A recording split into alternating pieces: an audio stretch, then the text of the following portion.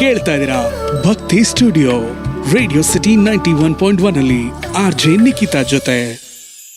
ಸಾಕಷ್ಟು ಗುಣ ವರ್ತನೆಗಳನ್ನು ನಾವು ಕಾಣ್ತಾ ಹೋಗ್ತೀವಿ. ಎಷ್ಟೋ ಬಾರಿ ನಾವು ಮೋಸ ಹೋಗುವಂಥದ್ದು ಎಲ್ಲಿ ಅಂತ ಹೇಳಿದ್ರೆ, ಯಾರೋ ಒಬ್ರು ನಮ್ಮ ಹತ್ರ ತುಂಬ ಪ್ರೀತಿಯಿಂದ ಮಾತಾಡ್ತಿದ್ದಾರೆ, ತುಂಬ ಚೆನ್ನಾಗಿ ನಗಾಡ್ಕೊಂಡು ಮಾತಾಡ್ತಿದ್ದಾರೆ ಅಂತ ಹೇಳಿದಾಗ ಅವರ ಕೆಟ್ಟ ಉದ್ದೇಶವೇನಾದರೂ ಇದ್ದರೆ ನಮಗೆ ಅದು ತಿಳಿಯದೇ ಹೋಗುವಂಥದ್ದು. ಎಷ್ಟು ಮುಗ್ಧ ಮನಸ್ಸು ಅಲ್ವಾ ನಮ್ಮದು, ಯಾರನ್ನ ಎಷ್ಟು ಬೇಗ ನಾವು ಯಾರನ್ನಾದರೂ ನಂಬಿ ಬಿಡ್ತೀವಿ. ಹೀಗೆ ಇದ್ರ ಬಗ್ಗೆ ಮಾತಾಡ್ತಿದ್ದ ಹಾಗೆ ಒಂದು ಕಥೆಯನ್ನು ನಿಮ್ಮ ಜೊತೆಲಿ ಹಂಚ್ಕೊಳ್ತಾ ಇದ್ದೀನಿ. ಒಂದು ಸಲ ಗುರುಗಳು ಅವರ ಶಿಷ್ಯರು ಒಬ್ಬ ಶಿಷ್ಯ ತುಂಬ ಮನೆಗೆ ಕರೆದಿರೋದ್ರಿಂದ ನೀವು ನಮ್ಮ ಮನೆಗೆ ಬರಲೇಬೇಕು ಅಂತ ಹೇಳಿ ಶಿಷ್ಯ ಒತ್ತಾಯ ಮಾಡಿರೋದ್ರಿಂದ ಗುರುಗಳು ತನ್ನ ಶಿಷ್ಯನೊಬ್ಬನ ಮನೆಗೆ ಹೋಗ್ತಾರಂತೆ. ಶಿಷ್ಯ ತನ್ನ ಗುರುವಿಗೆ, ನಾನು ಎಂತಹ ಶಿಷ್ಯ ಅಂತ ನಿಮಗೆ ಗೊತ್ತಾಗಬೇಕು, ನಾನು ನಿಮ್ಮ ತುಂಬ ಆಪ್ತವಾದಂತಹ ಶಿಷ್ಯನಾಗಬೇಕು, ನಾನೊಬ್ಬ ಒಳ್ಳೆಯ ಶಿಷ್ಯನೆನಿಸಿಕೊಳ್ಳಬೇಕು ನಿಮ್ಮ ಹತ್ರ ಅನ್ನೋ ಅರ್ಥದಲ್ಲಿ ಈ ಶಿಷ್ಯ ಏನು ಮಾಡ್ತಾನೆ, ಒಳ್ಳೆಯ ಆಹಾರವನ್ನು ತಯಾರಿಸ್ತಾನೆ. ಗುರುಗಳಿಗೆ ಊಟವನ್ನೆಲ್ಲ ಮಾಡಿದ ನಂತರ ಶಿಷ್ಯ ತನ್ನ ಗುರುಭಕ್ತಿಯನ್ನು ತೋರಿಸೋದಕ್ಕೆ ಬಯಸ್ತಾನಂತೆ. ಈಗ ಆಯುರ್ವೇದದಲ್ಲಿ ಹರಿತಕ್ಕಿ ಅಂತ ಹೇಳ್ತಾರೆ, ಅಥವಾ ಅಳಲೆಕಾಯಿ, ಇದನ್ನ ಉತ್ತಮ ಜೀರ್ಣಕ್ರಿಯೆಗೆ ಇದು ತುಂಬಾನೇ ಒಳ್ಳೆಯದು ಅಂತ ಹೇಳಿ, ನಮ್ಮ ಆರೋಗ್ಯಕ್ಕೆ ಯಾವುದೇ ರೀತಿಯಾದಂತಹ ತೊಂದರೆ ಇದ್ರೂ ಕೂಡ ಇದು ಔಷಧಿಗಳ ರಾಜ ಅಂತ ಹೇಳಿ ಹೇಳ್ತಾರೆ ಅಳಲೆಕಾಯಿ. ಕೆಲವು ದಿನಗಳ ಹಿಂದೆ ನಾವು ಡಾಕ್ಟರ್ ಗೌರಿ ಸುಬ್ರಹ್ಮಣ್ಯ ಅವರು ಕೂಡ ಮಾತಾಡಬೇಕಾದ್ರೆ ಅಳಲೆಕಾಯಿ ಬಗ್ಗೆ ಹೇಳಿರೋದನ್ನ ನಾವು ಕೇಳಿದ್ದೀವಿ ಅಲ್ವಾ. ಈಗ ಶಿಷ್ಯ ತನ್ನ ಗುರುಗಳಿಗೆ ಈ ಅಳಲೆಕಾಯಿಯನ್ನು ತರ್ತಾನಂತೆ.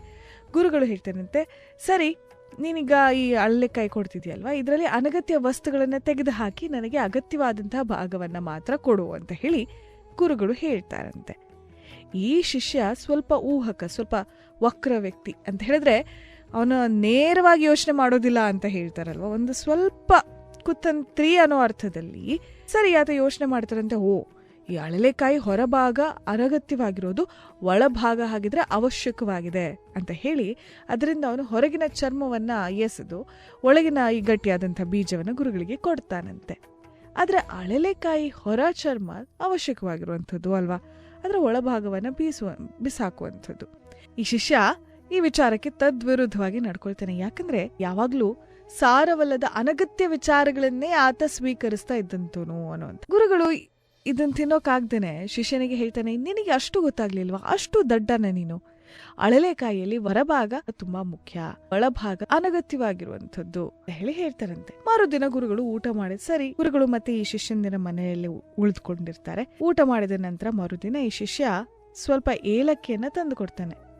ಹಿಂದಿನ ದಿನದ ಘಟನೆಯನ್ನ ನೆನಪು ಮಾಡಿಕೊಂಡು, ಅಯ್ಯೋ ಈ ಏಲಕ್ಕಿ ಒಳಭಾಗ ಅನಗತ್ಯವಾಗಿರೋದು, ಹೊರಭಾಗ ಅಗತ್ಯ ಅಂತ ಹೇಳಿ ಗುರುಗಳು ನನಗೆ ತಿಳಿಸಿದ್ದಾರೆ ಅಂತ ಹೇಳಿ ಆತ ಯೋಚನೆ ಮಾಡಿಕೊಂಡು, ಪಾಪ ಅವನಿಗೆ ಸಾಮಾನ್ಯ ಜ್ಞಾನವೂ ಇರ್ಲಿಲ್ವೇನೋ ಯಾವುದು ಮುಖ್ಯ ಏನು ಕತೆ ಅಂತ ಹೇಳಿ ಆತ ಭಾವಿಸ್ಕೊಂಡು ಏಲಕ್ಕಿಯ ಒಳಭಾಗವನ್ನೇ ಎಸಿತಾನೆ, ಹೊರ ಚರ್ಮವನ್ನು ಗುರುಗಳಿಗೆ ತಂದು ಕೊಡ್ತಾನೆ.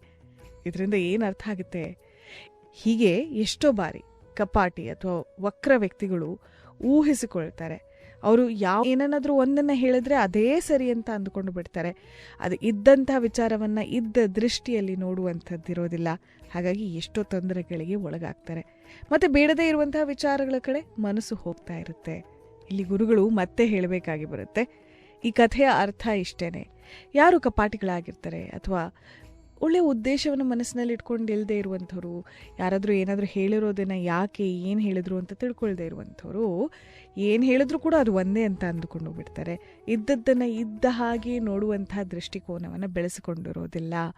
ಇದು ಒಬ್ಬ ವ್ಯಕ್ತಿಯ ಏಳಿಗೆಗೆ ತಡೆಯಾಗತ್ತೆ ಅನ್ನುವಂಥ ಮಾತನ್ನು ಹೇಳ್ತಾ, ಒಂದು ವೇಳೆ ನಮಗೆ ಗೊತ್ತಿಲ್ಲದೆ ಹಾಗೆ ನಾವು ಇದೇ ರೀತಿಯಾಗಿ ಎಲ್ಲವನ್ನೂ ಒಂದೇ ರೀತಿಯಾಗಿ ನಾವು ನೋಡ್ತಾ ಇದ್ರೆ ಬದುಕಿನ ಸಾರವನ್ನು ನಾವು ಅನುಭವಿಸೋದಕ್ಕಾಗೋದಿಲ್ಲ ಅನ್ನೋ ಮಾತನ್ನು ಹೇಳ್ತಾ ಈ ಕಥೆನ ಮತ್ತೆ ನೆನಪು ಮಾಡಿಕೊಳ್ಳಿ, ಯೋಚನೆ ಮಾಡ್ತಾ ನಮ್ಮ ಬದುಕಿನಲ್ಲಿ ತರಬೇಕಾದಂತಹ ಬದಲಾವಣೆಗಳು ಎಲ್ಲಿ, ದೃಷ್ಟಿಕೋನಗಳು ಬದಲಾಗಬೇಕಾಗಿರುವಂಥದ್ದಲ್ಲಿ, ಇದ್ದದ್ದನ್ನು ಇದ್ದ ಹಾಗೆ ನೋಡುವಂತಹ ಕಲೆ, ಅದಕ್ಕೆ ತಕ್ಕಂತೆ ವರ್ತಿಸುವಂತಹ ವಿಚಾರವನ್ನು ಕೂಡ ನಾವು ಮೈಗೂಡಿಸಿಕೊಳ್ಳೋಣ ಅಂತ ಹೇಳ್ತಿದ್ದ ಹಾಗೆ ಕೇಳ್ತಾ ಇದ್ದೀರಾ ಭಕ್ತಿ ಸ್ಟುಡಿಯೋ ರೇಡಿಯೋ ಸಿಟಿ 91.1 ಅಲ್ಲಿ ಆರ್ಜೆ ನಿಖಿತಾ ಜೊತೆ.